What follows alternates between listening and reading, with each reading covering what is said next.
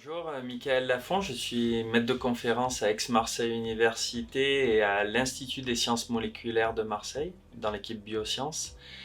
Et je suis responsable scientifique d'un projet de recherche qui porte sur le développement de nouvelles alternatives aux antibiotiques, à savoir des bactériocines, de la classe des sactipeptides et qui s'appelle plus précisément les ruminococcines C. Comment avez-vous découvert la thématique des bactériocines et pour quelles raisons avez-vous décidé de travailler sur ce sujet? C'est un projet que j'avais découvert durant ma thèse et il a été mis en stand-by pendant un certain nombre d'années. Lors de mon recrutement, j'ai repris la thématique qui m'intéressait. J'ai relancé la machine en collaboration avec des partenaires à Grenoble notamment. Quel est selon vous le plus des bactériocines par rapport aux autres alternatives aux antibiotiques?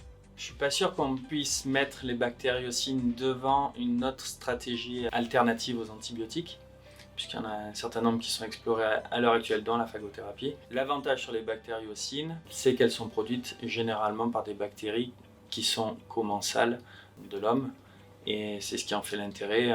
On s'attend à une innocuité certaine. Pourquoi avoir choisi de travailler sur rhume-C et non continuer des travaux sur rhume-A, qui possède aussi des propriétés antimicrobiennes intéressantes? Pour être honnête, la ruminococcine A, à l'époque où j'ai redémarré le projet, avait été relativement bien caractérisée. Elle avait été prédite comme appartenant à la famille des antibiotiques de classe 2, qui était une famille relativement bien connue et caractérisée. A l'inverse, la ruminococcine C n'était pas du tout connue. Néanmoins, il reste une caractérisation fonctionnelle poussée à effectuer sur la ruminococcine A. Les ruminococcines possèdent toute une activité anti-Clostridia.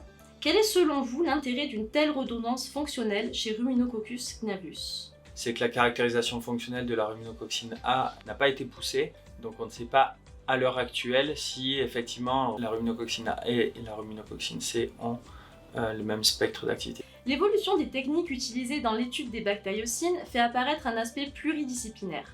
Pensez-vous que le microbiologiste d'aujourd'hui doit maîtriser un panel de techniques plus vaste que le microbiologiste d'hier? Complètement. Il est vrai qu'il y a 15-20 ans en arrière, les chercheurs étaient essentiellement spécialisés sur quelque chose de bien précis et utilisaient un certain nombre de techniques qui étaient disponibles dans son laboratoire.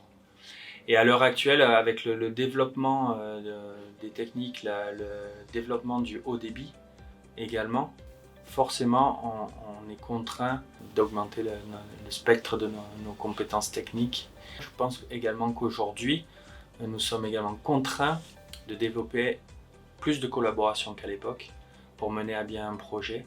Les projets à l'heure actuelle sont plus ambitieux, sur du court terme, entre 3 et 5 ans.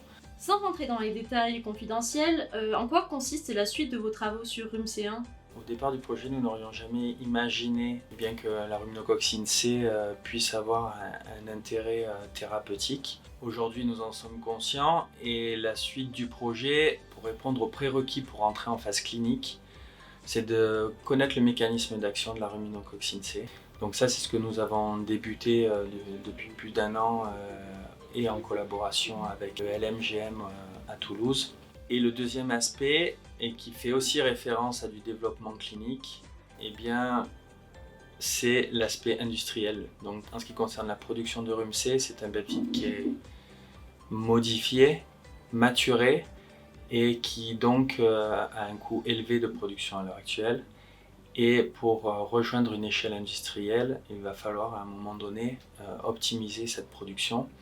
Et optimiser cette production, ça peut également passer par produire des mimétiques de rhume-C. C'est ce que nous essayons de faire, des mimétiques de synthèse de rhume-C. Et aussi également d'essayer de trouver ce qu'on appelle des rhume-C-like naturels.